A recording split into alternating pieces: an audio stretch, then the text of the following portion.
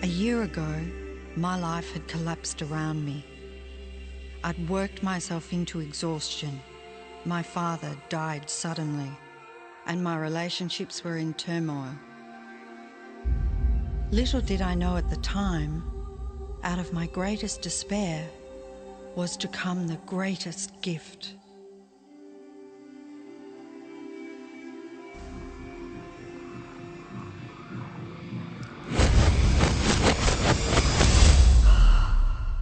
I'd been given a glimpse of a great secret.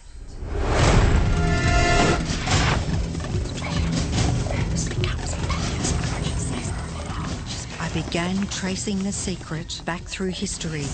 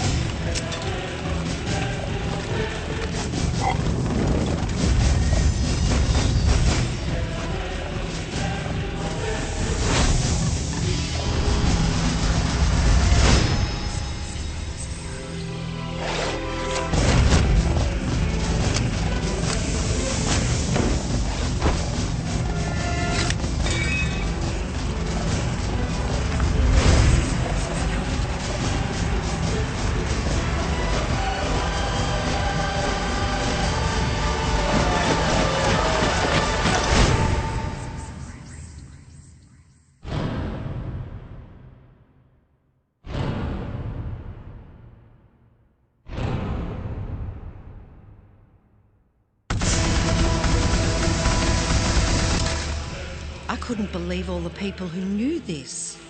They were the greatest people in history.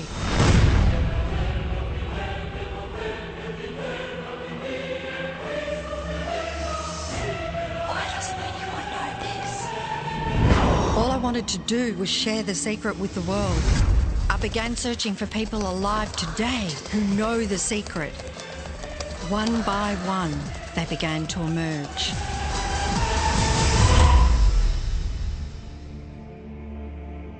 Do you know this secret gives you everything you want?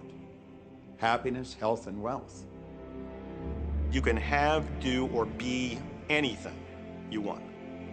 We can have whatever it is that we choose. I don't care how big it is. What kind of a house do you want to live in? Do you want to be a millionaire? What kind of a business do you want to have? Do you want more success? What do you really want? I've seen many miracles take place in people's lives. Financial miracles, miracles of physical healing, mental healing, healing in relationships. All of this happened because of knowing how to apply the secret. This is the great secret of life.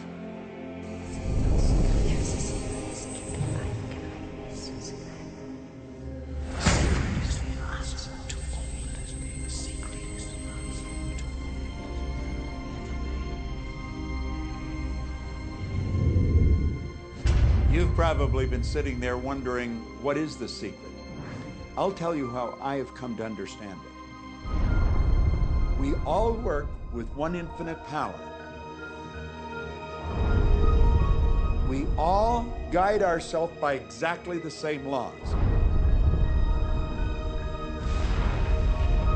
The natural laws of the universe are so precise that we don't even have any difficulty building spaceships. We can send people to the moon, and we can time the landing with the precision of a fraction of a second. I don't care if you're in India, if you're in Australia, New Zealand, Stockholm, or London, or Toronto, or Montreal, or New York. We're all working with one power, one law. It's attraction. The secret is the law of attraction. Everything that's coming into your life, you are attracting into your life. And it's attracted to you by virtue of the images you're holding in your mind. It's what you're thinking. You see, whatever is going on in your mind, you are attracting to you. Now, wise people have always known that. You can go right back to the ancient Babylonians. They've always known this. It's a small, select group of people. Why do you think that 1% of the population earns around 96% of all the money that's being earned? Do you think that's an accident? It's no accident. It's designed that way. They understand something.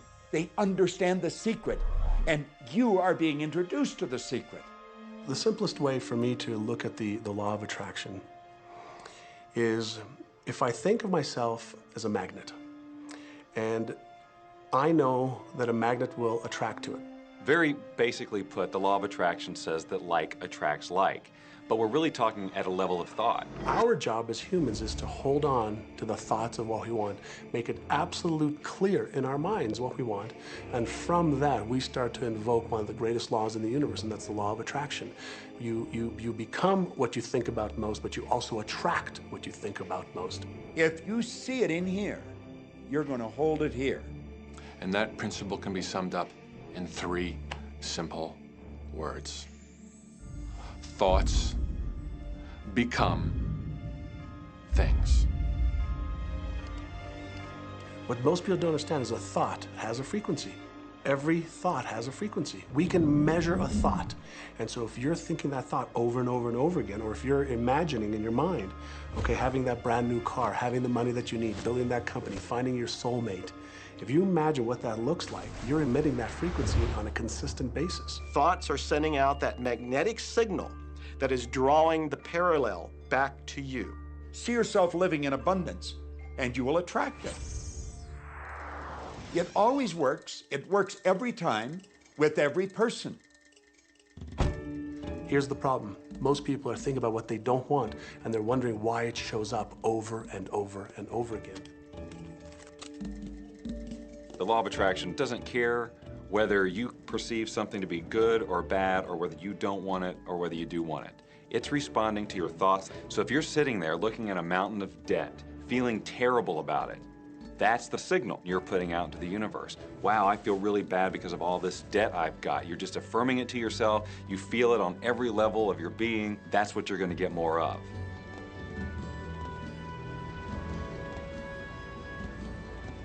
So when you're looking at that thing you want and you're saying yes to it, you're activating a thought. And the law of attraction is responding to that thought and bringing you things that match that. But when you are looking at something that you do not want and you shout no at it, you are actually not pushing it away. Instead, you are activating the very thought of what you do not want, and now law of attraction is lining those things up for you also. This is a universe that is based upon attraction. Everything is about attraction. The law of attraction is always working. Whether you believe it or understand it or not, it's always working. You might be thinking about the past or the present or the future, but whether you're remembering or observing or imagining, still in that process you are activating thought. And law of attraction, which is the most powerful law in the universe, is responding to your thought. Creation is always happening. Every time an individual has a thought or a prolonged, chronic way of thinking, they're in the creation process. Something is going to manifest out of those thoughts. Law of attraction says, we'll give you whatever it is you say and focus on. And so if you're complaining about how bad it is, what you're creating is more of how bad it is. Oh, look, I found that.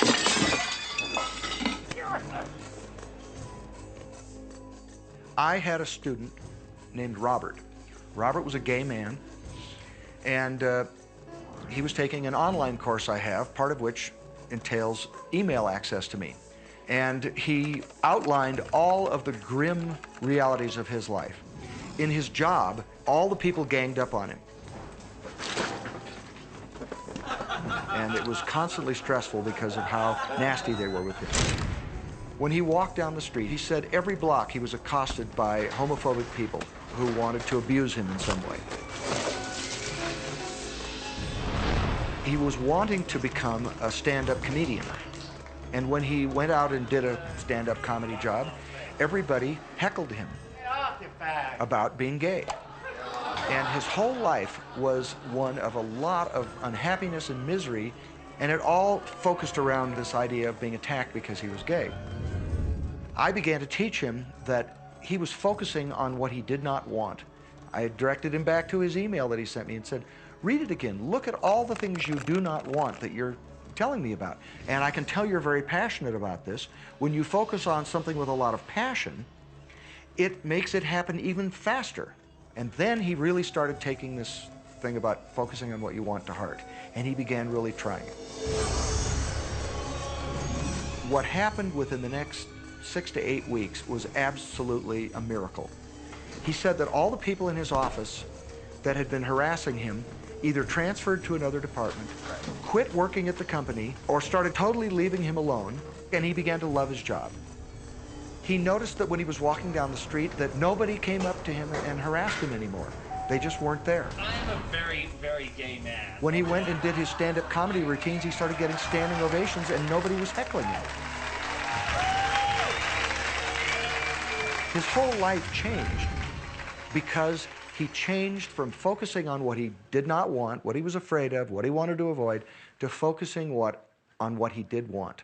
So we may be very positive in our outlook and orientation, and we tend to attract positive people and positive events and circumstances. We may be very negative in our orientation or very angry, in which case we tend to attract negative, angry people and negative, angry circumstances. And so you end up attracting to you the predominant thoughts that you're holding in your awareness, whether those thoughts are conscious or whether they're unconscious. That's the rub. If you look very carefully when it comes to the secret and the power of our mind and the power of our intention in our daily lives, it's all around us. All we got to do is open our eyes and look. You see law of attraction evidenced in your society when you see that the one who speaks most of illness has it, when you see that the one who speaks most of prosperity has it. Law of attraction is evident everywhere around you if you are understanding what it is. It has to do with you being a magnet, attracting thought, attracting people, attracting events, attracting lifestyle. Indeed, everything that you bring into your experience, you bring because of this powerful law of attraction. I mean, I'm not talking to you from the point of view of just wishful thinking or imaginary craziness. I'm talking to you from a deeper, basic understanding. Quantum physics really begins to point to this discovery. It says that you can't have a universe without mind entering into it, that the mind is actually shaping the very thing that is being perceived. Now, if you don't understand it, doesn't mean you should reject it. You don't understand electricity, probably. First of all, no one even knows what electricity is, and yet you enjoy the benefits of it. Do you know how it works? I don't know how it works, but I do know this, that you can cook a man's dinner with electricity, and you can also cook the man. People oftentimes, when they begin to understand the great secret, become frightened of all of these negative thoughts that they have. Two things they need to be aware of. One, it has been proven now scientifically that an affirmative thought is hundreds of times more powerful than a negative thought. So that eliminates a degree of worry right there. You live in a reality where there is this buffer of time, and truly that serves you. You're really not wanting to be in an environment where your thoughts manifest immediately.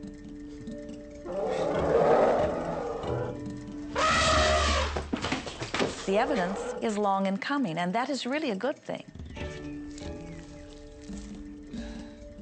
So you want to become aware of your thoughts, you want to choose your thoughts carefully, and you want to have fun with this because you are the masterpiece of your own life. You are the Michelangelo of your own life. The David that you are sculpting is you, and you do it with your thoughts.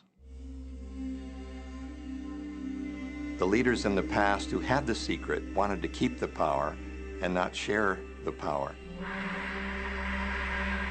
So they kept people ignorant of the secret. People went to work, they did their job, they came home. They were on a treadmill with no power because the secret was kept in the few. We live in a universe in which there are laws. Just as there's a law of gravity, if you fall off a building, it doesn't matter whether you're a good person or a bad person, you're gonna hit the ground. Everything that's around you right now in your life, including the things you're complaining about, you've attracted. Now, I know at first blush that's going to be something that you hate to hear. You know, you're going to immediately say, I didn't attract the car accident. I didn't attract this particular client. I didn't particularly attract the debt. I didn't attract whatever it happens to be that you're complaining about. And I'm here to be a little bit in your face and to say, yes, you did attract it. And this is one of the hardest concepts to get. But once you've accepted it, it's life transforming. This is part of the overall giant secret here. And most of us attract by default. We just think that we don't have any control over it. Our thoughts are on autopilot, our feelings are on autopilot, and so everything is just brought to us by default. Now, if this is your first time to hear this, it may feel like, oh, I have to now monitor my thoughts. This is going to be a lot of work. It will seem like that at first, but that's where the fun begins. We do not encourage that you try to monitor your thoughts. That will sort of make you crazy. There are so many thoughts coming to you from so many different directions about so many different subjects. That's where your emotional guidance system comes in. Your emotions, your emotional guidance system is what helps you to understand what you're thinking. So your thoughts cause your feelings. The emotions are this incredible gift that we have to let us know what we're attracting. There are only two emotions from our perspective. One feels good and one feels bad. You call them all sorts of different things, but essentially, all of those negative emotions, whether you call it guilt or anger or frustration, all feel much the same. They do not feel good. And all of those are guidance saying that which you are thinking about right now is not in line with what you are really wanting. On another level, it's called bad frequency or bad vibes or whatever you want to call it. The one that feels good, that feeling of hope or happiness or love, that good feeling, that positive emotion, is guidance saying that which you are thinking right now is in alignment with what you are wanting. So it's really so simple. It's right there. The answer is, what am I attracting right now? Well, how do you feel? I feel good. Well, good. Keep doing that. Our feelings are a feedback mechanism to us about whether we're on track or not, whether we're on course or off course. The better you feel, the more in alignment you are. The worse you feel, the more out of alignment you are. What you are doing as you are moving through the variety of your day-to-day experience is you are offering thoughts that are literally formulating your future experience. And you can tell by the way you feel if the things that you are moving toward will please you when you get there.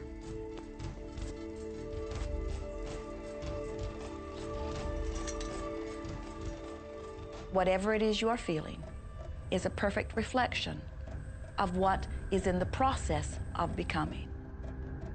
And you're getting exactly what you're feeling about, not so much what you're thinking about. That's why people, if they stub their toe out of bed, they tend to spiral.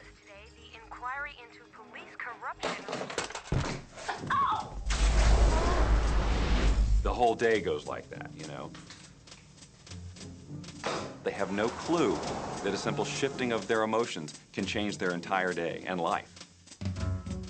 If you start out having a good day and you're in that particular happy feeling, as long as you don't allow something to change your mood, you're going to continue to attract, by the law of attraction, more situations, circumstances, people that sustain that happy feeling. Good days, bad days, rich get richer, poor get poorer. It's all about what these people are predominantly and continually feeling. You can begin right now to feel healthy. You can begin to feel prosperous. You can begin to feel the love that's surrounding you, even if it's not there. And what will happen is the universe will correspond to the nature of your song. The universe will correspond to the nature of that inner feeling and manifest, because that's the way you feel. So basically, what you focus on with thought and feeling is what you attract into your experience, whether or not it's something you want. What you think and what you feel and what manifests is always a match. every single time, no exception. It's hard to swallow. But when we can begin to open ourselves up to that, the ramifications are awesome. It means that whatever thought has done in your life, it can be undone through a shift in your awareness.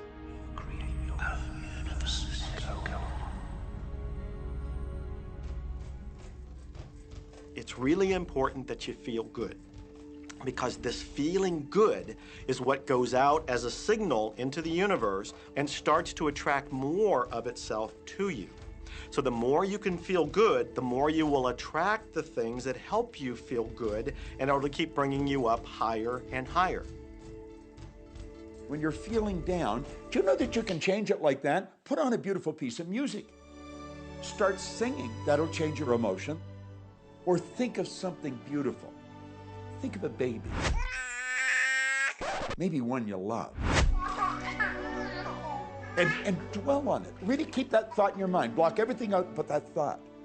I guarantee you'll start to feel good. This principle applies to your family pet, for instance, which I believe are wonderful because they put you in a great emotional state. When you feel love for your pet, that's a great state of love. It's going to bring goodness into your life. What a gift that is. And when you begin to get the hang of this, when you begin to guide your thoughts based upon the way they feel, and you begin to notice the correlation between what you're feeling and thinking and what's coming back to you, before you know it, you will know that you are the creator of your own reality. And those who are watching from a distance will stand in amazement at the perfect life you live. Since I learned the secret and started applying it to my life has truly become magical. I think the kind of life that everybody dreams of, and I live on a day-to-day basis. I live in a $4.5 million mansion. I have a wife to die for. I get to vacation in all the fabulous spots of the world. I've climbed mountains, I've explored, I've been on safaris. And all of this happened and continues to happen because of knowing how to apply the secret. Life can be absolutely phenomenal, and it should be, and it will be, when you start using the secret.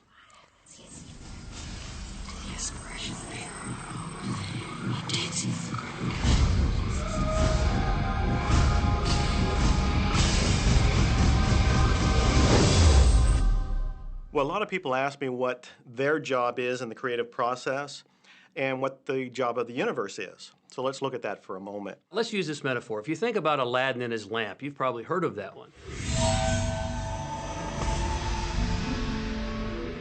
I mean, Aladdin picks up the lamp and he dusts it off, and out pops the genie.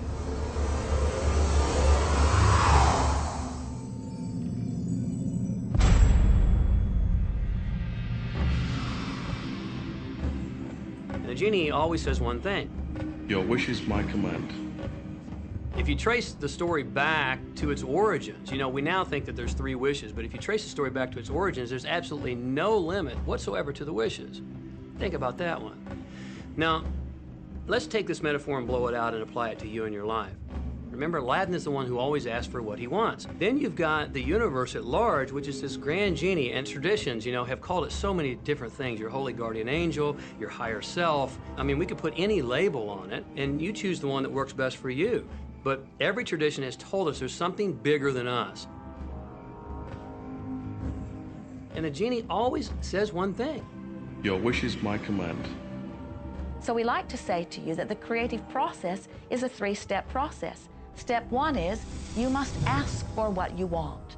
You do not need to use words to ask. In fact, the universe is not even hearing words from you. The universe is responding completely to your thought.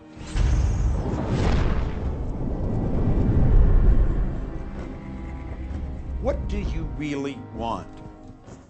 Sit down and write it out on a piece of paper. Write it in the present tense. You might begin by writing, I am so happy and grateful now that, and then explain how you want your life to be in every area. And this is really fun. This is like having the universe as your catalog, and you flip through it and you go, well, I'd like to have this experience, and I'd like to have that product, and I'd like to have a person like that. It is you just placing your order with the universe. It's really that easy. The second step is answer, an answer to what you're asking. And that is not your work in your physical form. The universe will do that step for you. All of the universal forces are responding to the thoughts that you have set into motion. Your wish is my command. And the universe will start to rearrange itself to make it happen for you. Most of us have never allowed ourselves to want what we truly want because we can't see how it's going to manifest.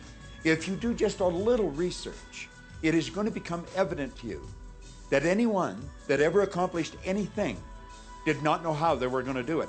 They only knew they were going to do it. You don't need to know how it's going to come about. You don't need to know how the universe will rearrange itself. You don't know how, it'll be shown to you. You will attract the way. So then our friends say, something must be going terribly wrong because I know I am asking, so where's my stuff? And we say, you are asking. You are completing step one. You can't help but do that. The universe is answering every time, no exception.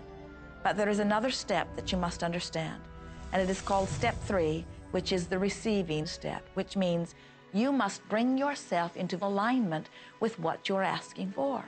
When you're in alignment with what you want, you feel wonderful. That's what enthusiasm is. That's what joy is. That's what appreciation is. That's what that feeling of passion is. But when you are feeling despair or fear or anger, those are strong indicators that you are not right now in alignment with what you're asking for.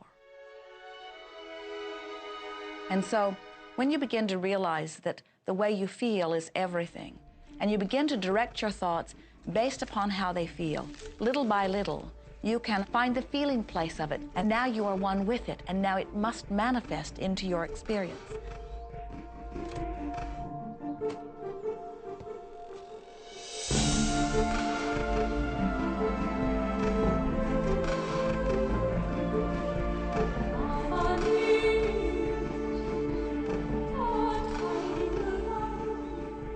And when you turn that fantasy into a fact, you're in the position to build bigger and better fantasies. And that, my friend, is the creative process. So the law of attraction, the study and practice of the law of attraction is just figuring out what will help you generate the feelings of having it now. Go test drive that car. Go shop for that home. Get in the house. Do whatever you have to do to generate the feelings of having it now and remember them. Whatever you can do to do that will help you to literally attract it. It could be you wake up and it's just there, it's manifest. Or you might get some inspired idea of some action to take. You certainly shouldn't be going, well, I could do it this way, but man, I would hate that, because you're not on the right track if that's the case. Action will sometimes be required, but if you're really doing it in line with what the universe is trying to deliver, it's going to feel joyous, you're going to feel so alive, time will just stop, you could do it all day. The universe likes speed. Don't delay, don't second guess, don't doubt. When the opportunity's there, when the impulse is there, when the intuitive nudge from within is there, act. That's your job. And that's all you have to do. You will attract everything that you require. If it's money you need, you'll attract it. If it's people you need, you'll attract it. If it's a certain book you need, you'll attract it. You've got to pay attention to what you're attracted to. Because as you hold images of what you want, you're going to be attracted to things and they're going to be attracted to you. But it literally moves into physical reality with and through you. And it does that by law. You can start with nothing. And out of nothing and out of no way, a way will be made. Think of this, a car driving through the night, the headlights only go 100 to 200 feet forward. And you can make it all the way from California to New York driving through the dark because all you have to see is the next 200 feet. And that's how life tends to unfold before us. And if we just trust that the next 200 feet will unfold after that, the next 200 feet will unfold after that, your life will keep unfolding and it will eventually get you to the destination of whatever it is you truly want because you want it. Take the first step, you don't have to see the whole staircase, just take the first step. Well, another thing people wonder about is how long is this going to take? How long will it take to manifest the car, the relationship, the money, whatever it happens to be? Well, I don't have any rule book that says it's going to take you 30 minutes or 3 days or 30 days. I think it's more a matter of you being in alignment with the universe itself. Size it's nothing to the universe. It is no more difficult to attract on a scientific level something that we consider huge to something that we consider infinitesimally small. The universe does everything it does with zero effort. Grass doesn't strain to grow. It's effortless. It's just this great design. It's all about what's going on up here. It's about what we put in place, saying this is big, it's going to take some time. This is small, oh, I'll give it an hour. You know, those are our rules that we define. There are no rules according to the universe. You provide the feelings of having it now, it will respond. Some people have an easier time with little things, and so we sometimes say, well, start with something small, like a cup of coffee. Make it your intention to attract a cup of coffee today. Hold an image of talking to an old friend that you haven't seen for a long time. Somehow or another, somebody's going to start talking to you about that person. That person's going to phone you, or you'll get a letter from them. People are amazed how that I line up car parks, and I've done this right from when I first understood The Secret. I would visualize a car space exactly where I want it, and 95% of the time it would be there for me, and I'd just pull straight in. 5% of the time I'd have to wait just a minute or two, and the person would pull out and I'd pull in. So I do that all the time.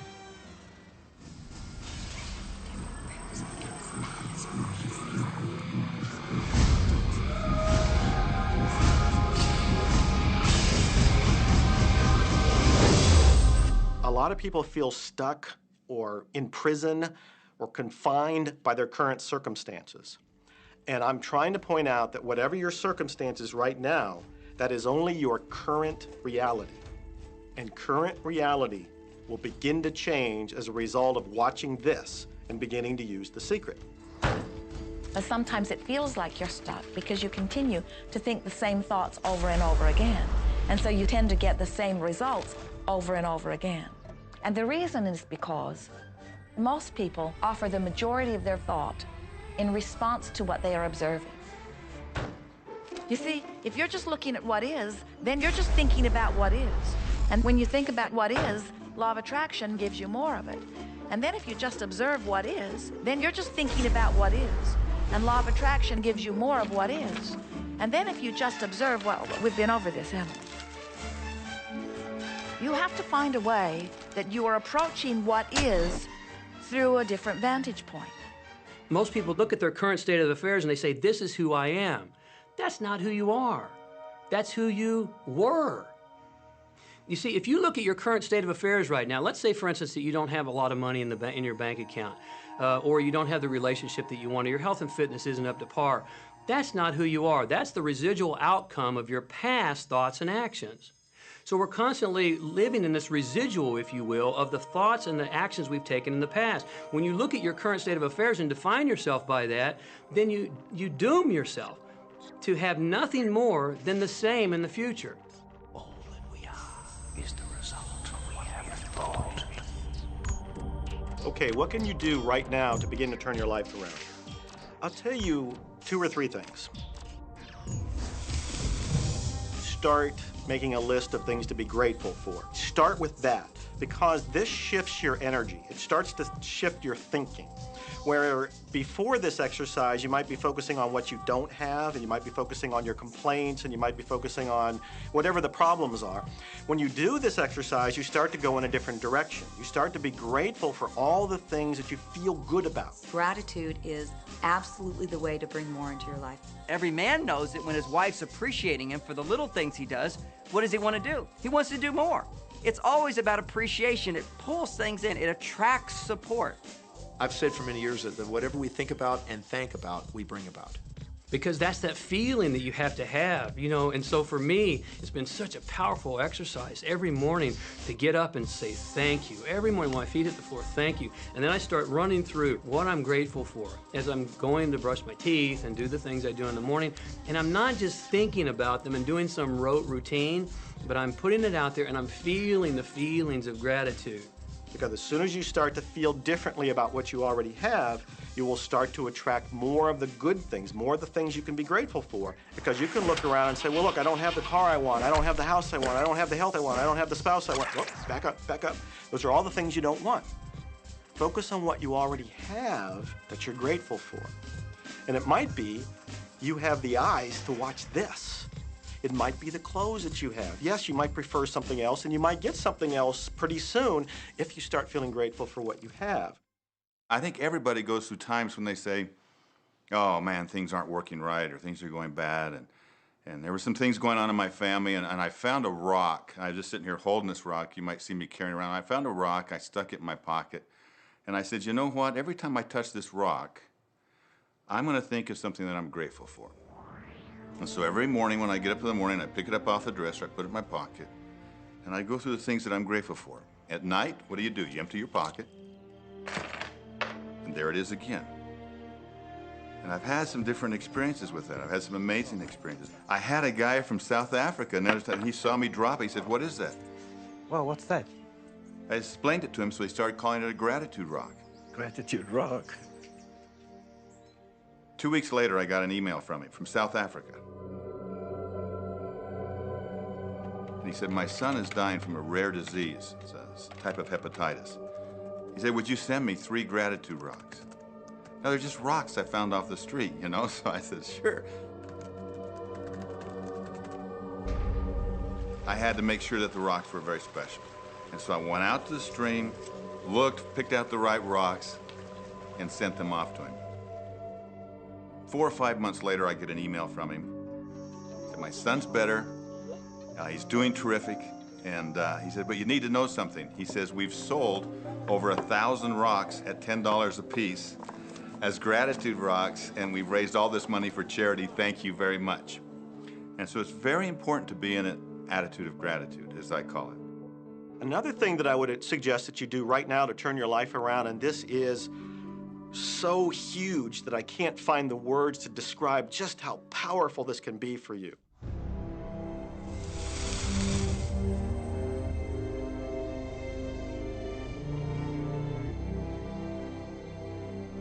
I took the visualization process from the Apollo program and instituted it during the 1980s and 90s into the Olympic program. And it was called Visual Motor Rehearsal. When you visualize, then you materialize. And the interesting thing about the mind is we took Olympic athletes and then hooked them up to sophisticated biofeedback equipment and had them run their event only in their mind. Incredibly, the same muscles fired in the same sequence when they were running the race in their mind as when they were running it on the track. How could this be? Because the mind can't distinguish whether you're really doing it or whether it's just a practice. I think if you've been there in the mind, you'll go there in the body. When you're visualizing, when you've got that picture playing out in your mind, always and only dwell upon the end result.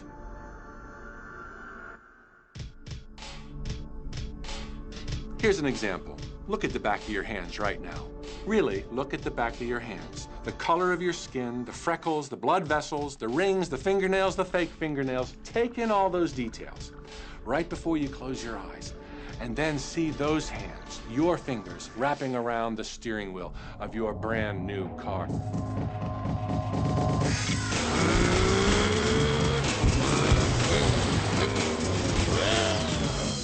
This is such a holographic experience, so real in this moment, that you don't even feel like you need the car because it feels like you already have it. It's the feeling that really creates the attraction, not just the picture or the thought. And I think for a lot of people, they think, well, if I think positive thoughts, or if I visualize having what I want, that'll be enough.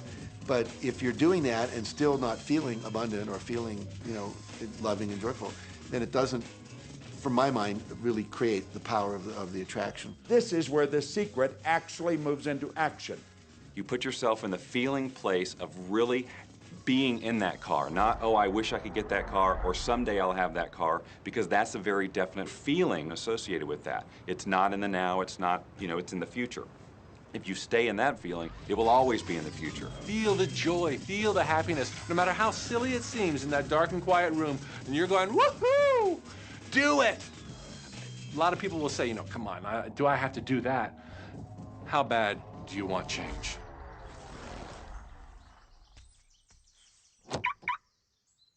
Now that feeling and that inner seeing will begin to be an open doorway through which the power of the universe will begin to express. What power? I cannot say. All I know is that it exists. Our job is not to figure out the how. The how will show up out of the commitment and the belief in the what.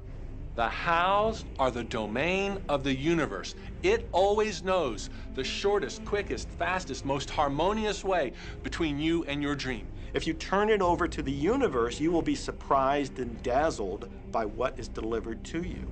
This is where magic and miracles happen. Well, I would say you want to do this virtually daily, but my disclaimer is this should never be a chore. What's really bottom line importance here to the whole secret is feeling good. You want to feel exhilarated by this whole process. You want to be high, happy, in tune as much as possible. The only difference between people who really are living this way and people who aren't, living in the magic of life, is that the people who are living in the magic of life have habituated ways of being.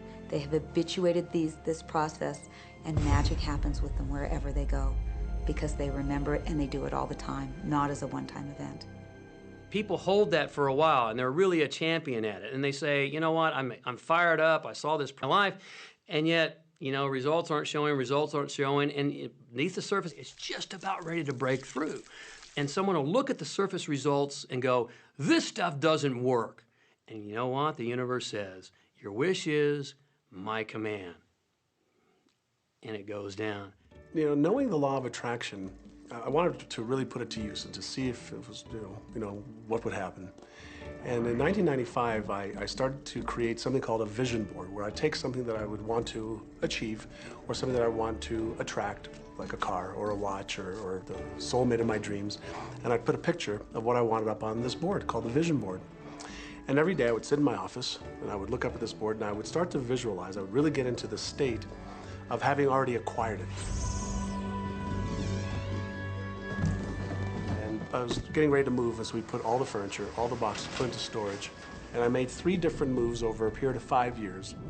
And then I ended up in California and bought this house, renovated it for a year, and then had all the stuff brought from my former home 5 years earlier. One morning, about 7:30 in the morning, my son comes into my office, and one of the boxes that was sealed for 5 years was right at the doorstep. And my son, Keenan, was sitting on the box, banging away at the box, and I said, sweetheart, will you please stop? I mean, I'm doing some work here. And he says, what's in the boxes, Daddy? And I said, well, honey, those are my vision boards. What's a vision board? I said, well, it's where I put all my goals up. I cut them out and I put all my goals up as something that I want to achieve in my life. And of course, at 5.5 years old, he didn't understand it. So I said, sweetie, let me just show you, because that'll be the easiest way to do it. And so I cut the box open. And when I pulled up the vision boards, there was a picture on there of a home that I was visualizing 5 years earlier. And what was shocking to me was we were living in that house, not a house like it. I had bought my dream home, renovated it, and didn't even know it. But I looked at that house, I started to cry because I was just blown away. Why are you crying? Honey, I finally understand how the law of attraction works. I finally understand the power of visualization. I finally understand everything that I've read, everything that I've worked with my whole life, the way I've built companies. It worked for my home as well. And I bought our dream home and didn't even know it.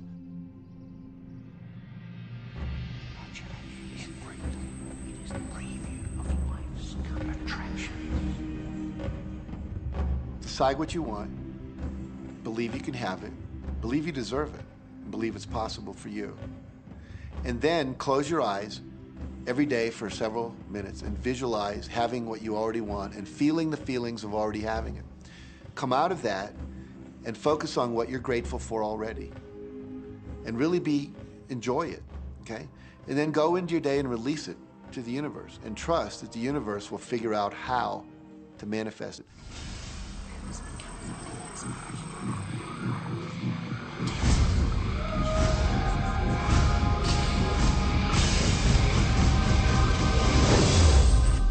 No, The Secret was definitely a real transformation for me because I grew up in a family where my dad was very negative, thought that rich people were people that had ripped everyone off, thought that anyone who had money, you know, must have deceived somebody. And so I grew up with a lot of beliefs about money, that if you had it, it made you bad. Only evil people have money. And, money doesn't grow on trees. That was a big one. Who do you think I am, Rockefeller? That was one of his favorite phrases. So I grew up truly believing that life was difficult, that it was hard, you had to struggle. And it was only when I met W. Clement Stone that I literally began to shift my life. Whatever the mind of man can conceive, achieve. When I was working with Stone, he said, I want you to set a goal that's so big that if you achieved it, it would blow your mind. And you would know it's only because of what I've taught you that you would have achieved this goal. Well, at the time, I was making about $8,000 a year. And for some reason, I wanted something that was really measurable. So I said, I want to make $100,000 in a year. And I had no idea how I could do that. I saw no strategy, no possibility, but I just said, I'm going to declare that, I'm going to believe it, I'm going to act as if it's true, and release it. And so I did that. And one of the things he taught me was every day to close your eyes and visualize the goal as if it's already achieved. And I had actually made a $100,000 bill that I put on the ceiling. So the first thing I'd see when I woke up, I'd look up and there it was, and it would remind me that this was my intention.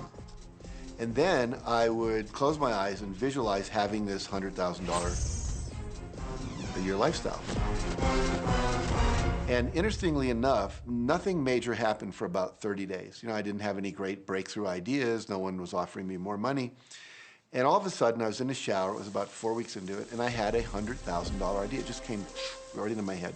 I had a book I had written, and I said, if I could sell 400,000 copies of my book at a quarter each, that'd be $100,000. Now, the book was there, but I never had this thought. And one of the secrets, I think, is that when you have inspired thought, you have to trust it, and you have to act on it. Now, I didn't know how to do that. I didn't know how I was going to sell 400,000 copies. We'd never done that. And then I saw the National Enquirer at the supermarket. I had seen that millions of times, and it was just background. And all of a sudden, it jumped out of me as foreground, and I thought, wow, if readers knew about my book, certainly 400,000 people would go out and buy it. And about 6 weeks later, I gave a talk at Hunter College in New York to 600 teachers, and this lady comes up at the end and she says, that was a great talk. I'd like to interview you. Let me give you my card. And I said, who do you write for? I'm a freelancer, but I sell most of my stuff to the National Enquirer. And I had this little theme from the Twilight Zone went off in my head. Nah, nah, nah, nah, nah, nah. You're like, whoa, this stuff's really working. So that article came out, and our book sales started to take off. But the point I want to make is that I was attracting into my life all these different events, including this person. And to make a long story short, I did not make $100,000 that year. We made $92,327. But do you think we were like depressed and going, this doesn't work? No, we were going, whoa, this is amazing. And so my wife said to me, wow, if it works for 100,000, you think it'd work for 1 million? And I said, I don't know, I think so, let's try it.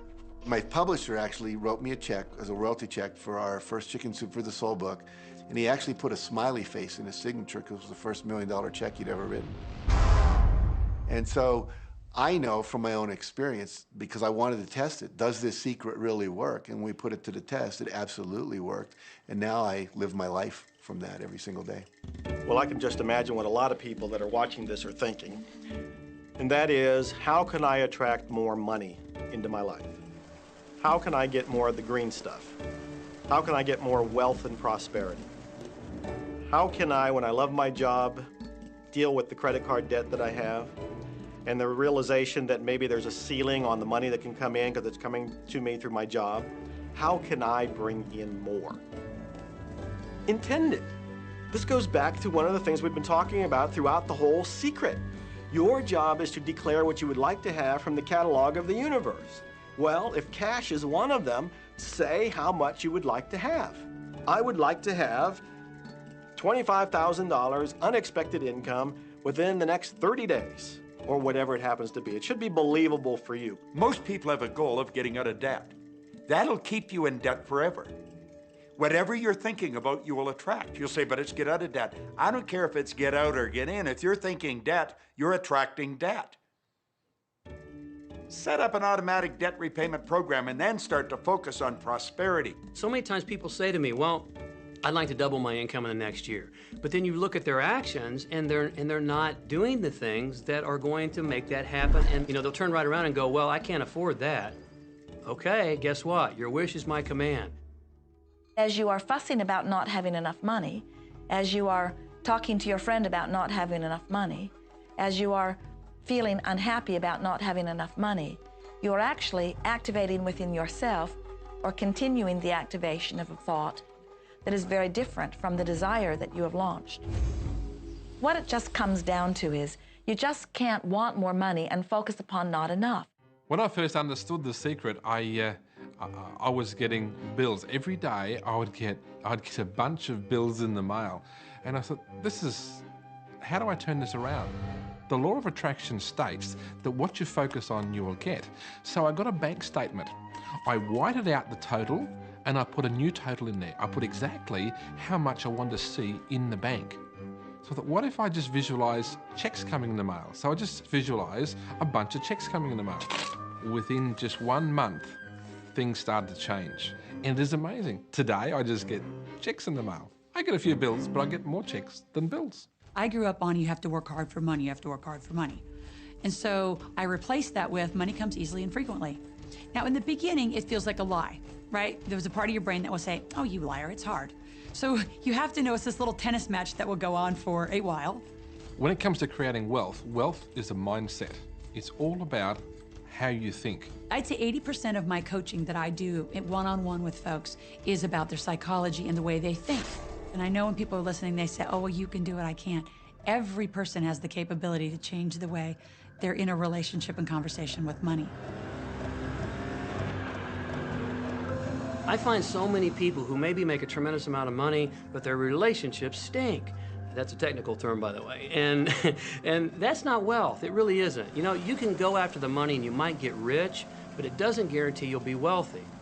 I'm not suggesting that money isn't a part of wealth. It absolutely is, but it's only a part. And then I meet a lot of people who are quote unquote spiritual, but they're sick and broke all the time. That's not wealth either. Life is meant to be abundant in all areas. Many people in Western culture are striving for success. They want to have the home, they want their business to work, they want all of these things. But what I found in my research is that having those things certainly doesn't guarantee what we really want, which is happiness. And that's when all those outer things come. They don't come from going after them first to get happiness. It's backwards. You go for the sense of inner joy, of inner peace, of inner vision first, and then all the other things from the outside appear.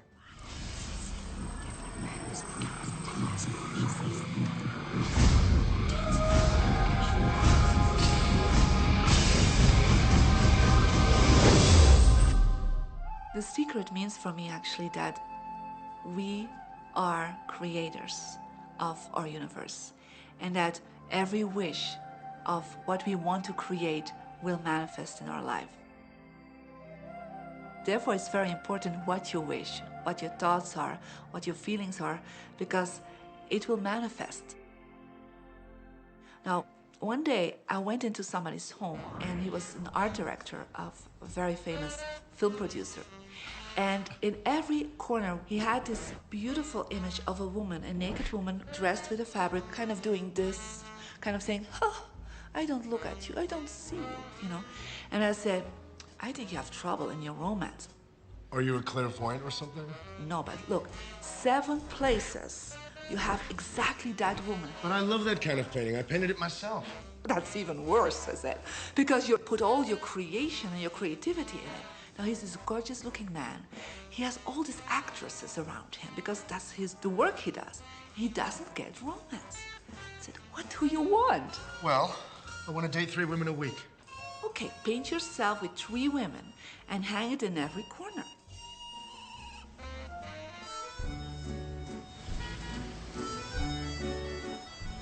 6 months later, I see him in Europe and said, how is your love life?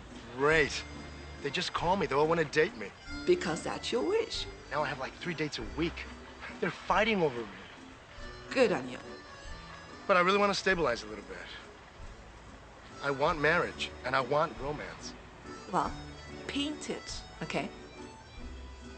So he painted a beautiful romantic relationship. And a year later, he got married and is very happy. Because he put another wish out. But he wished it in himself for years, but it did not happen. Because his wish could not manifest because the outer level of himself, his house, was just contradicting himself all the time.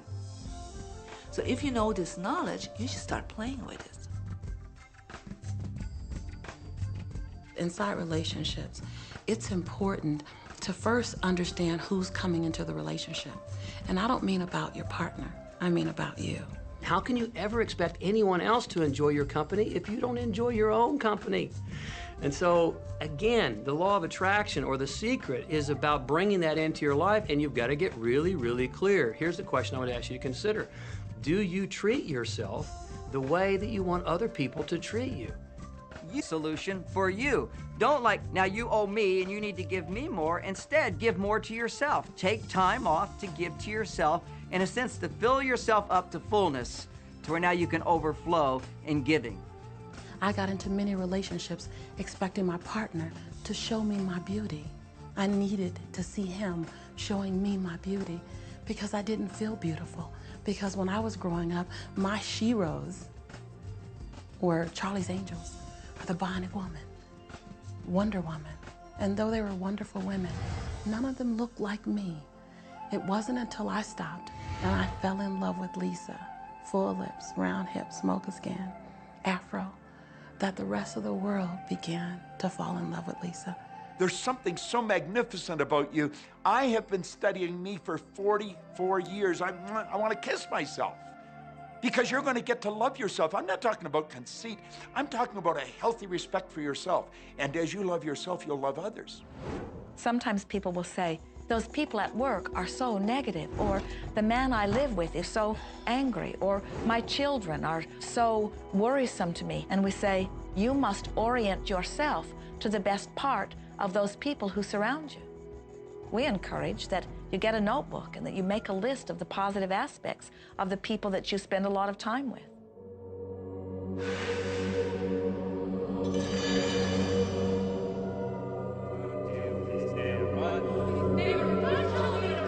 There could be someone that you have a terrible experience with, a terrible relationship with. And in the privacy of your own mind, and with quite a bit of work, we will admit, as you focus upon things that you like most, those people will become that mostly to you. And even though you cannot create in their reality, if they are in a mood or an attitude that doesn't match the mood or an attitude that you have about them, they'll zig while you zag. Law of attraction will not put you in the same space together. Your frequencies don't match up. If you knew your potential to feel good, you would ask no one to be different so that you can feel good. You would free yourself of all of that cumbersome impossibility of needing to control the world or control your mate or control your child. You are the only one who creates your reality. For no one else can think for you. No one else can do it. It is only you, every bit of it you.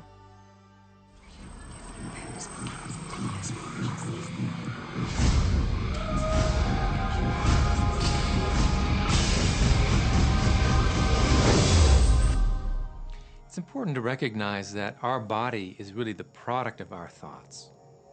We're beginning to understand in medical science the degree to which the nature of thoughts and emotions actually determines the physical substance and structure and function of our bodies. We've known in the healing arts of a placebo effect. A placebo is something that supposedly has no impact and no effect on the body, like a sugar pill or something. You tell the patient that this is just as effective, and what happens is the placebo has the same effect, if not greater effect, than sometimes the medication is supposed to be designed for that effect. So they found out that the human mind is the biggest factor in the healing arts. more so than sometimes the medication. If somebody is in a situation where they're sick and they have an alternative to try to explore what is in their mind creating it versus using medicine, if it's an acute situation that could bring death to them, then obviously the medicine is a wise thing to do while they explore what the mind is about. So you don't want to negate medicine. Every form of healing has a place. There is only a stream of well-being that flows, you know. It is a stream of pure positive energy. And the universe, all that we know, is abundant with only that. This is a world that is based upon well-being, and well-being dramatically abounds. And when you are allowing that stream to flow in its fullness, you feel very, very good. And when you are pinching it off a bit, you feel not so good. There is only a stream of goodness or well-being which you are allowing or not. And your magnificent emotions are telling you what the mix is, how you're doing in your allowing or your resisting of this connection. You know people who have had terminal disease. Stop and think of the word dis-ease. Hyphenate the word. That's a body that's not at ease. We've got 1,000 different diagnoses and disease out there. They're just the weak link. They're all the result of one thing, stress. And you put enough stress on the chain, you put enough stress on the system, and one of the links breaks. Our physiology creates disease to give us feedback, to let us know we have an imbalanced perspective and we're not loving and we're not grateful. So the body's signs and symptoms are not something terrible. The question that's frequently asked is when a person has manifested a disease in their body temple or some kind of discomfort in their life, through the power of right thinking, can it be turned around? And the answer is absolutely yes. On November 23rd, I was diagnosed with breast cancer. I truly believed in my heart, with my strong faith, that I was already healed. During the day, all day long, I would just say, thank you for my healing. On and on and on I went, thank you for my healing. I believed in my heart I was healed. I saw myself as if cancer was never in my body. One of the things I did to heal myself was to watch very funny movies. That's all we would do is just laugh, laugh, laugh. We couldn't afford to put any stress in my life because we knew stress was one of the worst things you can do while you're trying to heal yourself. From the time I was diagnosed, which was November 23rd, to the time I was healed totally was approximately 3 months. And that's without radiation and chemotherapy. Well, we come with a basic program. It's called self-healing. You get a wound, it grows back together. You get a bacterial infection, the immune system comes and takes care of those bacteria and heals it up. The immune system is made to heal itself. Dis-ease cannot live in a body that's in a healthy emotional state. Your body is casting off millions of cells every second, and it's creating millions of new cells. In fact, literally, parts of our body are replaced every day. Other parts take a few months, other parts a couple of years. But within a few years, we have a brand new physical body. If you have a disease and you're focusing on it and you're talking to people about it, you're going to create more disease cells. See yourself living in a perfectly healthy body. Let the doctor look after the disease. Can you feel the difference between having painful arthritis in your hips and feeling fearful about it, or having painful arthritis in your hips and feeling hopeful about it? The difference between fearful and hopeful is the difference between recovery or not. Happier thoughts lead to essentially a happier biochemistry, a happier, healthier body. Negative thoughts, stress, has been shown to seriously degrade the body and the functioning of the brain, because it's our thoughts and emotions that are continuously reassembling, reorganizing, recreating our body. Remove physiological stress from the body, and the body does what it was designed to do. It heals itself. I've seen kidneys regenerated. I've seen cancer dissolved. I've seen eyesight improve and come back. I always say that incurable means curable from within. You can change your life and you can heal yourself.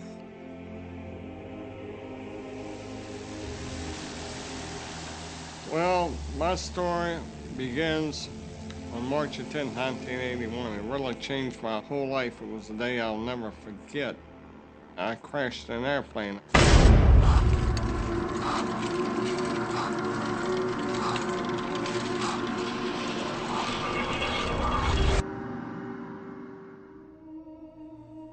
I ended up in the hospital completely paralyzed. My spinal cord was crushed. I broke the first and second cervical vertebrae. My swallowing reflex was destroyed. I couldn't eat or drink. My diaphragm was destroyed. I couldn't breathe. All I could do was blink my eyes. The doctors, of course, said all my life I'd be a vegetable. All I'd do is blink my eyes the rest of my life. That's the picture they saw of me, but it didn't matter what they thought. The main thing was what I thought.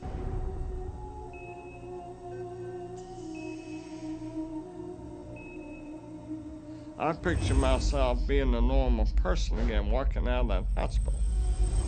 The only thing I had to work with in the hospital was my mind. As long as you have your mind, you can put things back together again. I was hooked to a respirator, and they said I'd never breathe on my own again because my diaphragm was destroyed. But this little voice kept saying to me, breathe deep, breathe deep.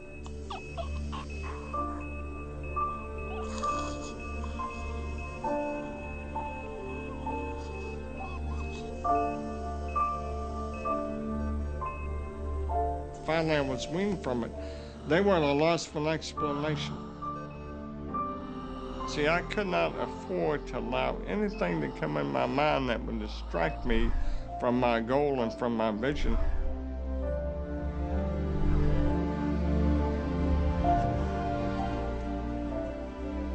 Well, I set a goal to walk out of the hospital on Christmas. That was my goal.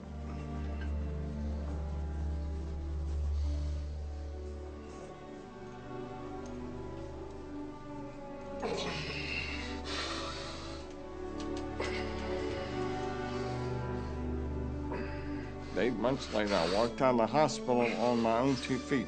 They said it couldn't be done. That's a day I will never forget. For people that are sitting out there right now watching this program that are hurting, if I wanted to sum up my life and sum up for people what they can do in life, I would sum it up this way in 6 words. Man becomes what he thinks about.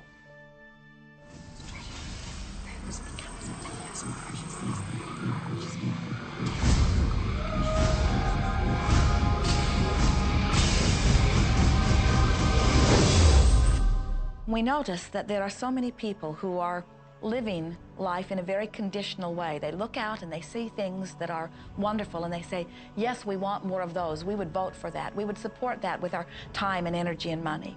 But then they look out and they see things that they do not want, terrible things that they do not want to live and that they do not want to see others live. And they say, we've got to do something about getting rid of those things. But they don't realize that as they push against the unwanted, they add power to it. In this world, there is a war against poverty and a war against cancer and a war against teenage pregnancy and a war against terrorism and a war against violence and a war against terrorism. Did we mention that there's a war against terrorism? And all of this pushing against is only adding to, because you can't say no and make it go away. When you shout no, law of attraction is lining that up.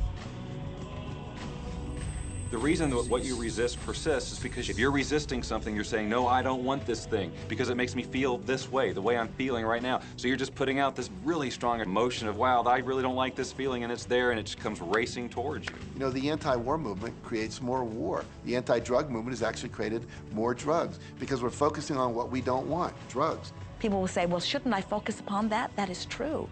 And we say, that is like saying, because someone gave their attention to something they did not want long enough that now it is manifested, I should do it too. And we say, we don't really understand that reasoning. Mother Teresa was brilliant. She said, I will never attend an anti-war rally. If you have a peace rally, invite me. You know, she knew. She understood the secret. I mean, look what she manifested in the world. So if you're anti-war, be pro-peace. If you're anti-hunger, be pro people having more than enough to eat. If you're anti a particular politician, be pro his opponent. Often elections are tipped in the favor of the person that people are really against because he's getting all the energy and all the focus. You want to focus on what you want, not what you don't want. It's okay to notice what you don't want because that gives you contrast to say, well, this is what I do want. But the fact is that the more you talk about what you don't want or talk about how bad it is, read about all of that all the time, and then say, oh, how terrible it is, well, you're creating more of that. You know, so many times people say to me, well, James, I have to be informed. Maybe you have to be informed, but you don't have to be inundated. Learn to become still and to take your attention away from what you don't want and all the emotional charge around it and place the attention on what you wish to experience. I always say when the voice and the vision on the inside become more profound and more clear and loud than the opinions on the outside, you've mastered your life. You are not here to try to get the world to be just as you want it to be. You are here to create the world around you that you choose, while you allow the world as others choose it to be, to exist also.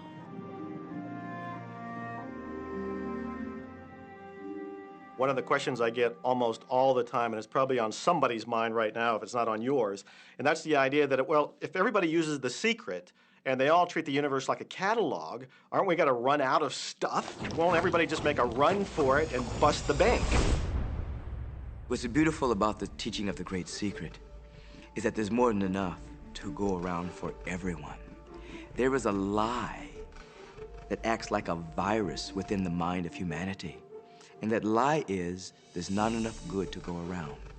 There's lack, and there's limitation, and there's just not enough. That lie has people living in fear, greed, stinginess, and those thoughts of fear, greed, stinginess, and lack become their experience. So the world has taken a nightmare pill.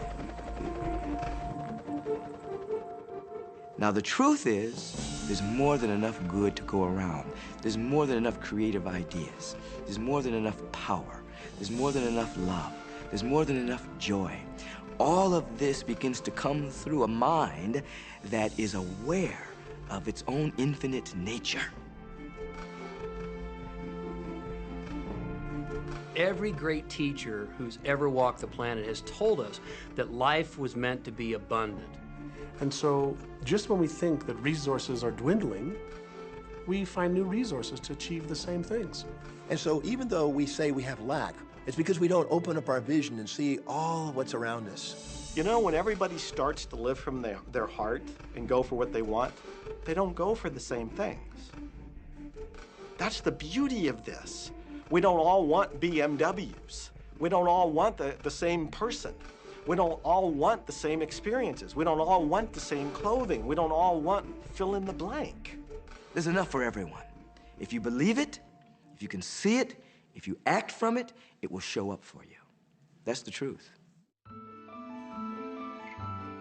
So let the variety of your reality thrill you as you get to choose from among it those things that you're wanting. And when you see something that you want in your experience, think about it. Find the feeling place of it. Get inside of it. Talk about it and write it down. Write a script about it. Make it your reality by becoming a match to it. And when you see those things that you're not wanting in your experience, do not talk about them. Don't write about them. Don't join groups that worry about them. Don't push against them. Do your best to ignore them. Remove your attention from the things that you do not want while you give your undivided attention to the things that you do want. Most of the leaders in the past missed the great part of the secret, which is empowering and sharing with others. This is the best time to have ever been alive in history. It's the first time we've ever had the power to gain knowledge at our fingertips.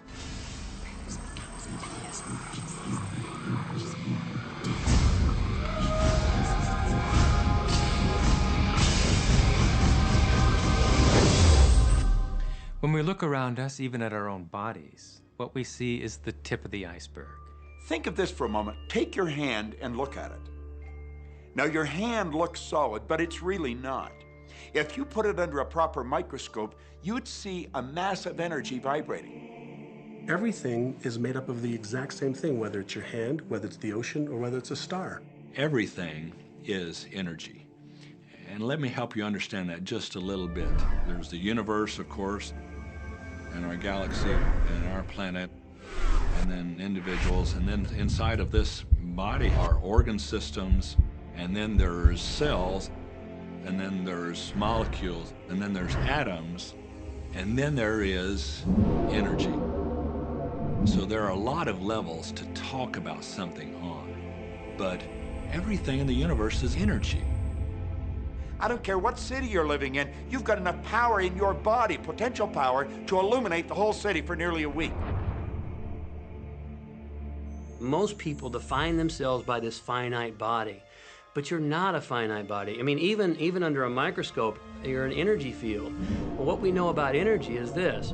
You go to a quantum physicist and you say, what creates the world? And he or she will say, energy. Well, describe energy. Okay, it can never be created or destroyed. It's always was, always has been. Everything that ever existed always exists. It's moving into form, through form, and out of form. Okay, great. You go to a theologian and you ask the question, what created the universe? And he or she will say, God. Okay, describe God. Always was and always has been, never can be created or destroyed, all that ever was, always will be, always moving into form, through form, and out of form. You see, it's the same description, just different terminology. And so if you think you're this meat suit running around, think again. You're a spiritual being. You're an energy field operating in a larger energy field. We're all connected. We just don't see it. There isn't an out there and an in here. Everything in the universe is connected. It's just one energy field. You are extensions of source energy, and you are here in these magnificent bodies, but your bodies have distracted you, for the most part, from who you really are. You are source energy. You are eternal beings. You are God force. You are that which you call God. Scripturally, we could say that we are the image and the likeness of God. We could say we are another way that the universe is becoming conscious of itself. We could say that we are the infinite field of unfolding possibility. All of that would be true. Every great tradition has told you that you were created in the image and the likeness of the creative source. That means that you have God potential and power to create your world, and you are. You are. And maybe you've created things to this point that are wonderful and worthy of you, and maybe you haven't. The question I'd ask you to consider is, do the results you have in your life, are they what you really want? And are they worthy of you? If they're not worthy of you, then when would now be the right time to change those? Because you have the power to do that.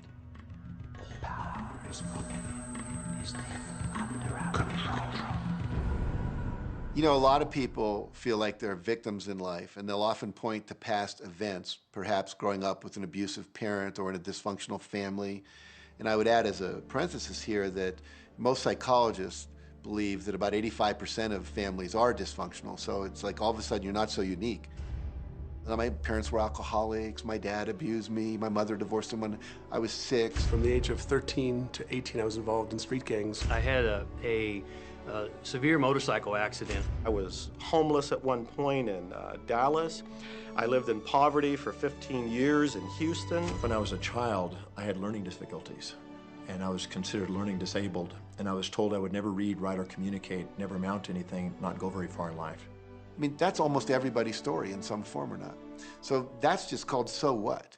The real what is, what are you going to do now? What do you choose now? Because you can either keep focusing on that or you can focus on what you want. And when people start focusing on what they want, what they don't want falls away. And that part expands and the other part disappears.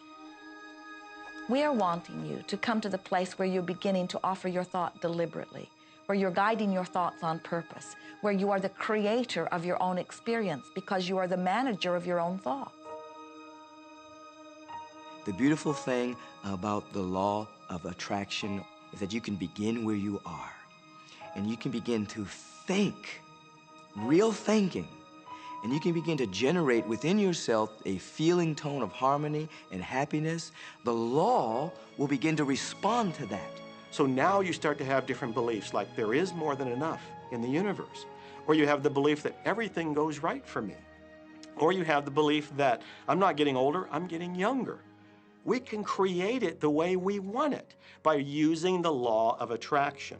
And you can break yourself free from your hereditary patterns, cultural codes, social beliefs, and prove once and for all that the power within you is greater than the power that's in the world. Some of you may be thinking, well, that's very nice, but I can't do that, or she won't let me do that, or he'll never let me do that, or I haven't got enough money to do that, or I'm not strong enough to do that, or I'm not rich enough to do that, I'm not. Every single I'm not is a creation. Whether you can or you can't, you are right. Are there any limits to this? Absolutely not. We are unlimited beings.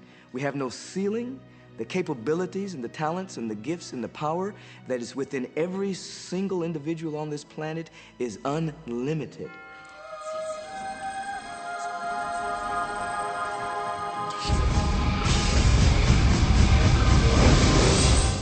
There is no blackboard in the sky on which God has written your purpose, your mission in life. There's no blackboard in the sky that says, Neil Donald Walsh, a handsome guy who lived in the first part of the 21st century, who, colon, then there's a blank, you know, and all I have to do to really understand what I'm doing here, why I'm here, is to find that blackboard and find out what God really has in mind for me. But the blackboard doesn't exist. So your purpose is what you say it is. Your mission is the mission you give yourself. Your life will be what you create it as, and no one will stand in judgment of it, now or ever. It took a lot of years for me to get this, because I grew up very much with this idea that, you know, there was something I was supposed to do, and if I wasn't doing it, I was like, God wouldn't be happy with me, you know? When I really got that my primary aim was to feel and experience joy, then I began to do only those things which brought me joy. We have a saying, you know, if it ain't fun, don't do it, you know? Joy, love, freedom, happiness, laughter. That's what it is. And if you've just experienced joy sitting there and meditating for an hour, by golly, do that. If you experience joy eating a salami sandwich, then do that. When I pet my cat, I'm in a state of joy. When I walk in nature, I'm in a state of joy. So I want to constantly put myself in that state. And when I do that, then all I have to do is have the intention of what I want, and what I want manifest. So inner happiness actually is the fuel of success. Anything that makes you feel good is always going to be drawing in more. You are listening to this right now. It's you that drew this into your life. It's your choice whether you want to take it and utilize it. If it feels good, if it doesn't feel good, then you know, let it go. Find something that feels good, that resonates with your heart.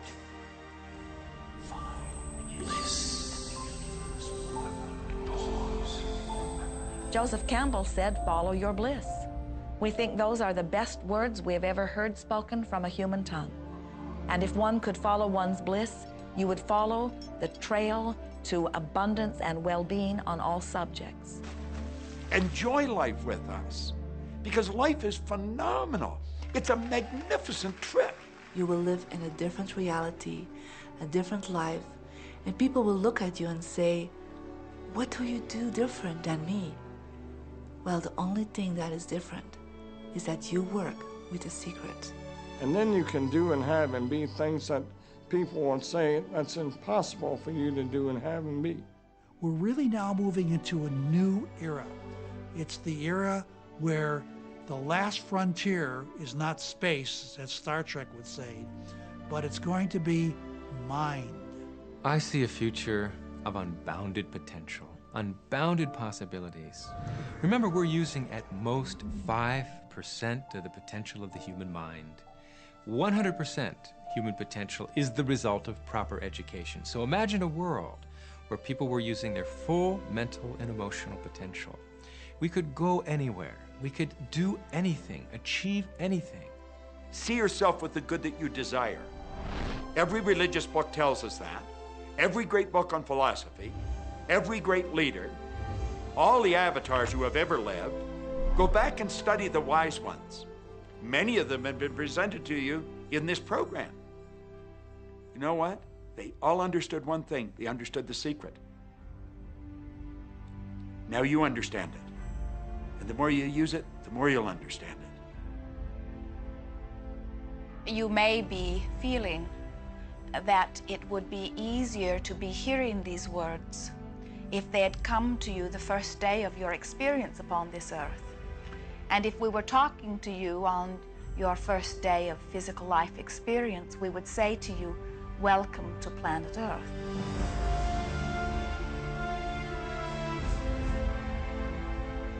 There is nothing that you cannot be or do or have. You are a magnificent creator, and you are here by your powerful and deliberate wanting to be here. Go forth, giving thought to what you are wanting, attracting life experience to help you decide what you want, and once you have decided, giving thought only unto that. Most of your time will be spent collecting data that will help you decide what it is you want. But your real work is to decide what you want and then to focus upon it. For it is through focusing upon what you want that you will attract it. That is the process of creating. I believe that you're great, that there's something magnificent about you.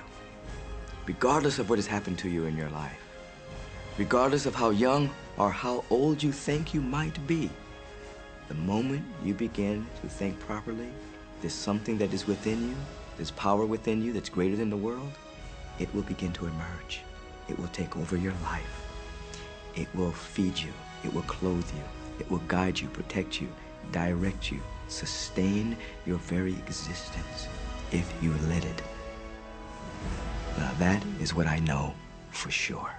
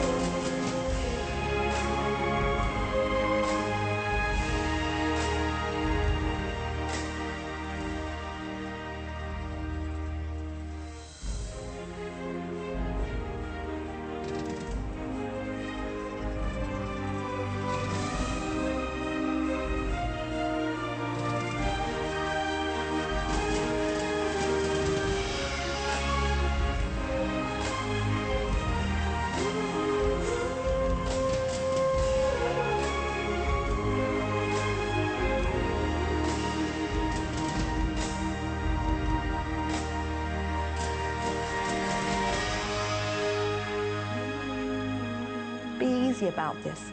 Have fun with it. There is nothing you are supposed to do, only that which you want to do.